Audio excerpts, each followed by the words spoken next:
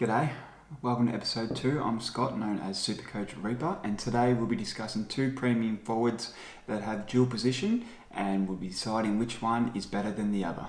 So the two players I'm comparing today are Patrick Dangerfield and DUSTIN Martin, who have been two of the most elite players in the competition over the last 3 to 5 years. Obviously Martin's won 3 premierships and has been a big game player, where Dangerfield is still searching for his first premiership. We'll start by discussing Patrick Dangerfield. His price tag this year is $611,900, which is pretty pricey for someone in the forward line, but he does have that mid eligibility as well, so that makes him a pretty attractive option. Now, if we go through his averages over the last 5 years, he's averaged 130, 136, 121, 115, 114, which is an average of 123. Over the last 3 years, he's averaged about 116.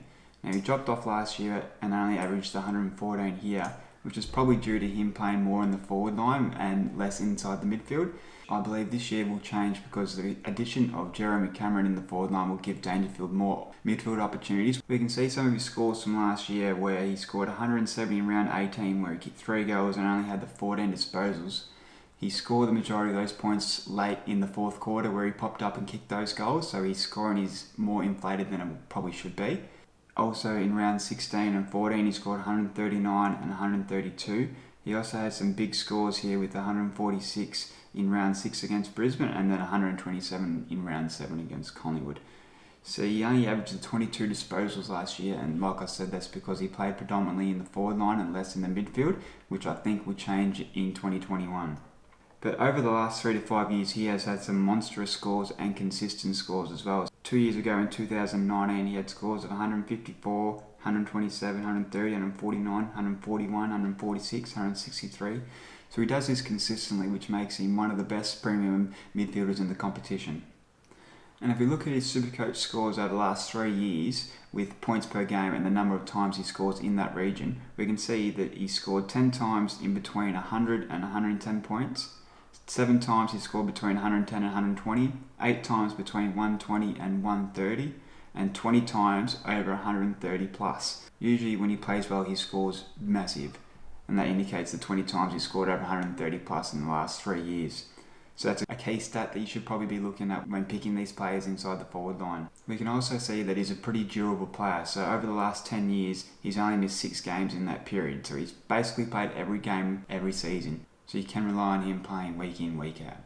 Now we'll look at DUSTIN Martin, who starts the season at 541,600 and also a DPP player, which is attractive. And we can see over the last 5 years he's averaged 108, 119, 104, 101 and just 101 last year, which is an average of 106 over the last 5 years, and only in the last 3 years he's averaged just a tick over 100 at 102. So he is below Dangerfield in averages over the last 5 years and especially over the last 3 years, but he is an attractive price option. He's about $70,000 cheaper than Dangerfield, so that's something to keep in mind. You can also see here that he's only missed 5 games in the last 10 years as well, so that's comparable to Dangerfield, so they are very reliable players. They may be injured sometimes when they do play, but they still make the park anyway. So if we look at some of Martin's scores from last year, he did have a big game here in round 9 against the Doggies, where he kicked 3 goals, had 26 touches and scored 184. But besides that, he only had one other game over 130, and that's when he had 30 touches in round 13 and scored 147 against the Bombers.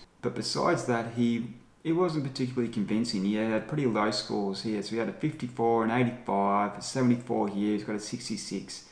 And his hundreds are pretty low at 100, 108, 111, and there's 116 to finish off the year. So that is a slight concern coming into this season, whether he's going to be able to elevate back to that status where he averaged 120 back in 17 when he won the Brownlow medal. I don't think he can get back to that level now. I think he's past that. So I think his average over the last 2 years of around 100 to 102 is probably where he's at, and I don't see him improving any further than that. He will score big occasionally, but he won't do it consistently, and that is one of the most annoying things you can have with your players in your Supercoach team. You want consistent players that score well week in, week out. You don't want 61 week and 180 and then a low 90 or something like that. And it becomes very annoying after a while, so keep that in mind. So we can see his Supercoach scores from the last 3 years, which points per game again, and the number of times he scores in that region. He scored under 100 points 29 times in the last 3 years, which is a big difference compared to Dangerfield, who's only scored 15 times under 100. But another key stat here is he's only scored over 139 times, where Dangerfield's done it 20 times, so that's almost double. So he scored double amount of times over 130 plus and less than half of what Martin scored under 100. It's another key stat to remember. When he does score his hundreds, most of them come between the 100 and 110 mark here, scoring 12 times in that region, which shows that he doesn't necessarily have a high ceiling. He's kind of in that 100 to 110. That's probably what you can expect from him going forward now. The problem with Martin is that he kind of cruises throughout the season, and when it comes to the big games in the finals, that's when he really stands up and plays well. So that's a little bit of a concern for me going forward, because I don't think he puts in 100% effort during the season. He kind of saves himself, makes sure he's fit and uninjured and ready to explode when it matters the most.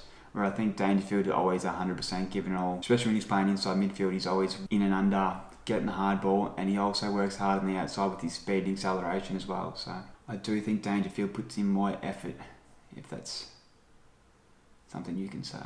So Dangerfield will be 31 at the start of round 1, where Martin will just be 29, but he will be turning 30 halfway through the year. But with the addition of Jeremy Cameron into the forward line at Geelong now, Dangerfield should be pushed up into the midfield playing on the inside. And especially with Isaac Smith on one wing and Sean Higgins playing that forward wing role as well, it gives Dangerfield more opportunity on the inside.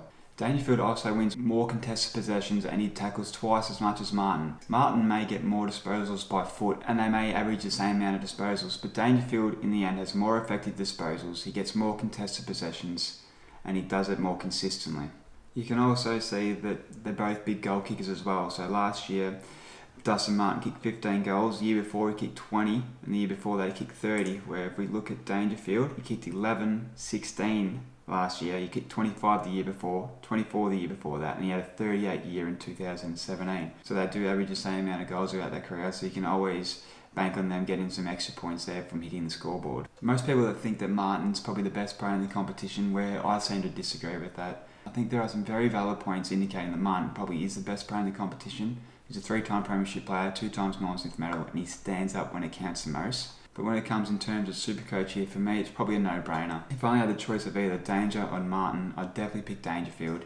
He wins more inside ball, he has more effective disposals, he hits the scoreboard just as much as Martin does, and he will play inside midfield. I'd also be considering other premium players such as Rowan Marshall or Steele Sidebottom, or even Josh Dunkley over to Martin this year. I think Martin's best is probably gone, and his ceiling isn't as high as someone like Marshall who's coming through as a ruck forward. He also has that dual position status as well, so I think he might be an even better option than Martin, but that's another story. So that's it for this episode. Dangerfield will be a lock for me round 1. Martin won't make the cut again. I may pick him up during the middle of the year, but I think that'll come back to bite me in the bum anyway, so I might leave him and look at other options. So that goes for all you out there to make sure you pick Patrick Dangerfield this year. He should be the number 1 scoring forward, so make sure you jump on board early and don't look back.